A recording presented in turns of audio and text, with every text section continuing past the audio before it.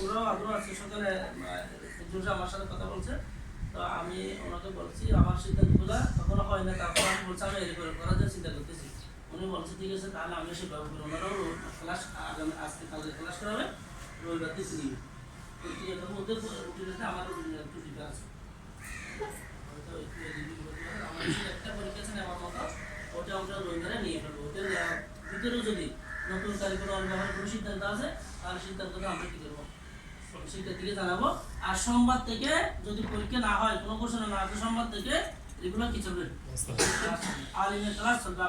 আপনারা আলিমের ক্লাসগুলো ধরাবেন, যারা টিচার আছেন আলিমের ক্লাসগুলো ধরাবেন, ছেলে মেয়েদেরকে ক্লাসে আসার একটু বলবেন। কারণ আমাদের অনেক ক্ষতি হয়ে গেছে এই বছরে, গরমের কারণে, এটার কারণে, ওইটার কারণে অনেক কিছু ক্ষতি হয়ে গেছে। এখন আমরা একটু এই টাইমটা একটু বেশি পড়ালেখা করা, এই টাইমে যদি আমরা ওদেরকে বসাতে না পারে তাহলে আমরাও সব এদিক ওদিক হয়ে যাবো, আমাদের মন মানসিকতা নষ্ট হয়ে যাবে।